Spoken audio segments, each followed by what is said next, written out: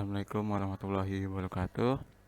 Ketemu lagi dengan saya dalam praktikum sistem informasi pertemuan kedua. Kali ini kita akan bahas tentang activity diagram. Activity diagram itu merupakan rancangan aliran aktivitas atau aliran kerja dalam sebuah sistem yang akan dijalankan. Activity diagram juga digunakan untuk mendefinisikan atau mengelompokkan aluran tampilan dari sistem tersebut. Intinya, diagram activity itu adalah diagram yang menjelaskan sebuah alur kerja atau kegiatan di dalam program yang sedang dirancang. Alur atau aktivitas ini dapat berupa menu-menu atau proses yang terdapat di dalam sistem tersebut.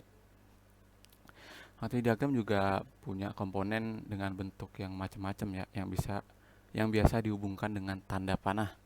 Panah tersebut mengarah ke urutan aktivitas yang terjadi dari awal hingga akhir. Selanjutnya ada simbol-simbol activity diagram, ada start dan end. Jadi simbol start ini dimulainya suatu aliran kerja pada activity diagram. Nah, ini tuh biasa dilambangkan dengan lingkaran yang solid gitu atau yang hitam pekat kayak gini. Terus kalau simbol N adalah bagian akhir dari suatu aliran kerja pada sebuah activity diagram. Nah, bedanya yang start sama yang N, kalau yang N itu dia ada lingkarannya lagi, kayak bullseye gitu. Jadi kayak lingkaran tapi ada lingkaran solid lagi di dalamnya. Selanjutnya ada simbol activity diagram activity. Jadi ini tuh menggambarkan aktivitas yang dilakukan dalam suatu aliran kerja atau workflow. Nih, yang kotak biru ini dia tuh namanya workflow. Nah, tentu dalam activity diagram perlu adanya sebuah aktivitas. Aktivitas sistem akan disimpan dalam sebuah activity. Nah, biasanya activity ini berisi kata kerja. Selanjutnya ada simbol activity diagram decision.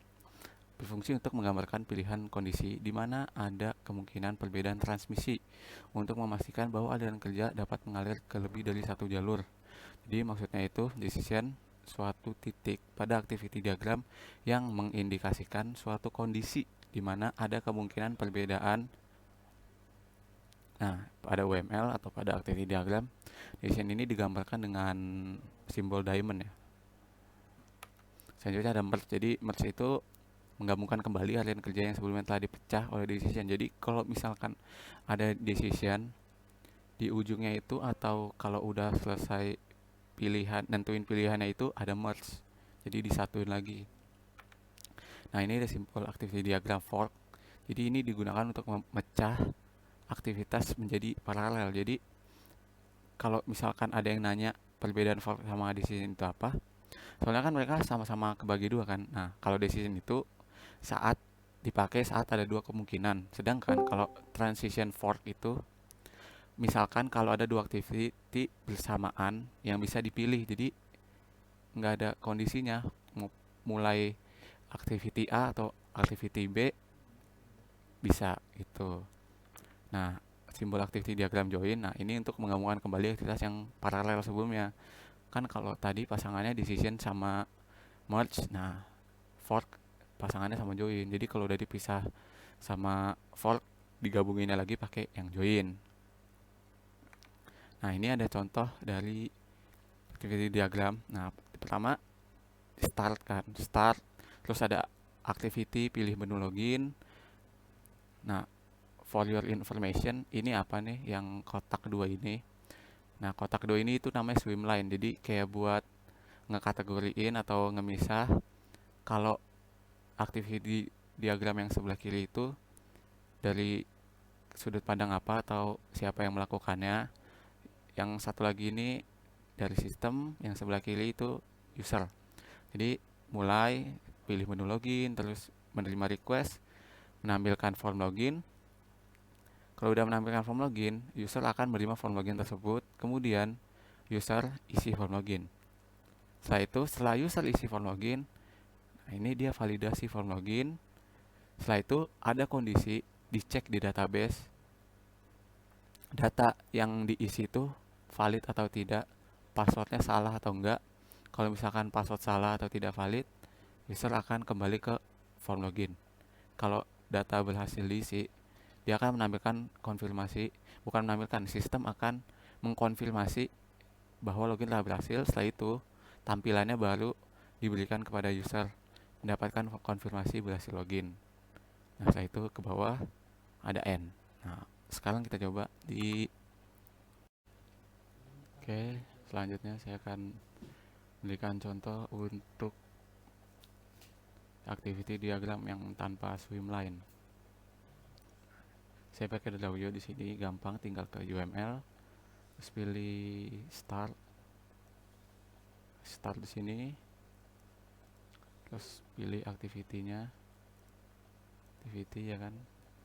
Nah, terus misalkan saya pengen bikin sebuah sistem order, jadi menerima order. Nah, misalkan biasanya apa sih kalau menerima keluar ya terima order. Setelah itu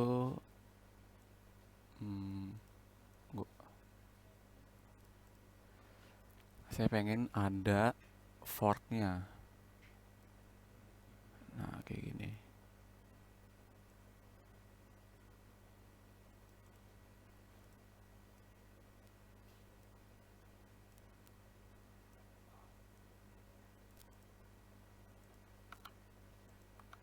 Misalkan pengen ada dua pilihan gitu. Yang sebelah kiri misalkan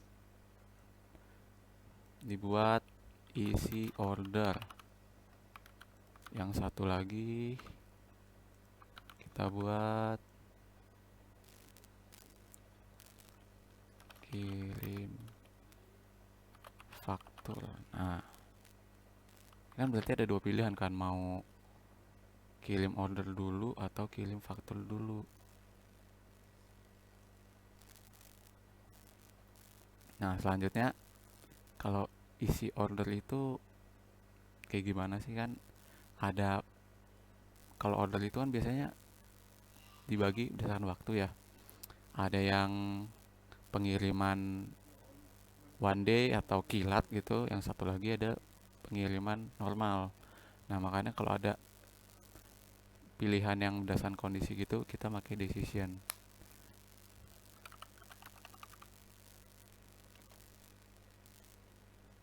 Decision gini aja bisa. Nah, decision terus aja kondisi.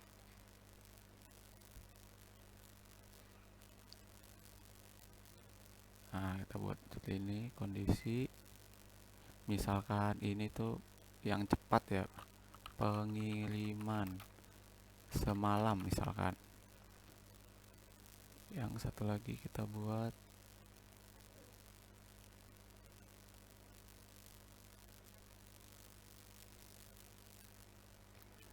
pengiriman reguler misalkan. Nah, misalkan mau ditambahin teks bisa text box. Nah, ini kondisinya kalau yang sebelah kiri apa? Ini jenis kilat misalkan.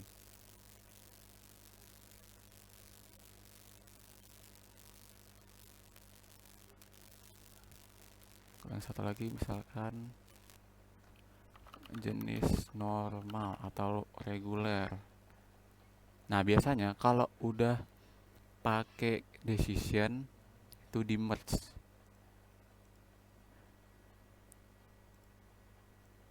Di merge gitu ya. Pakai panah lagi.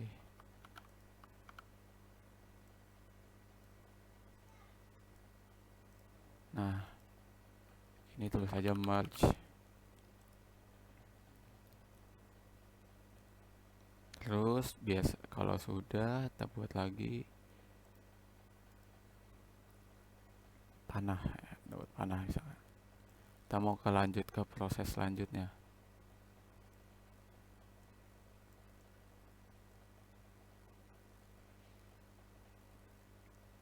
Nah, oke, buat yang bagian sebelah kiri sampai sini dulu.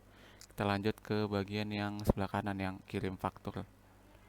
Biasa ya kalau kirim faktur itu kan terima pembayaran. Nah,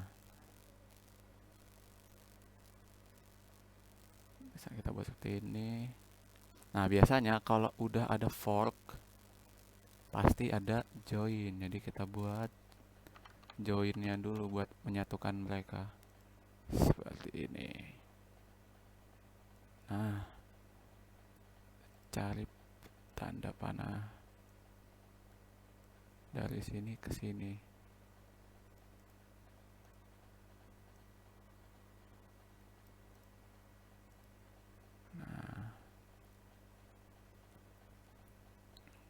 Nah, kalau sudah kita buat lagi aja activity-nya. Oh, nggak ada activity. Udah di UML sini. Bukan. Ini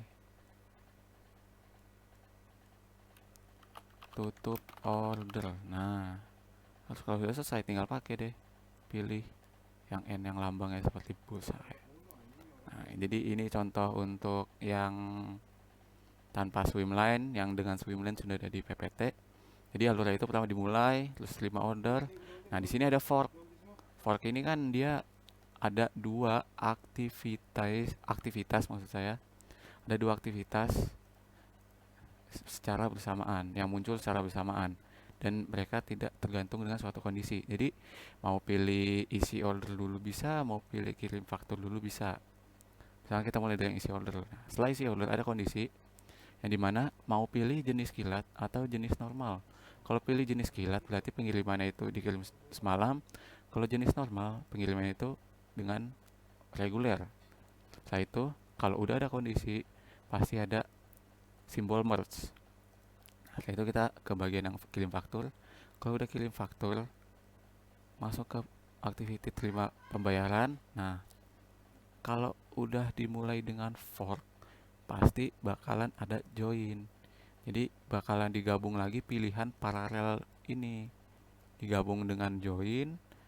Setelah itu tutup order, selesai.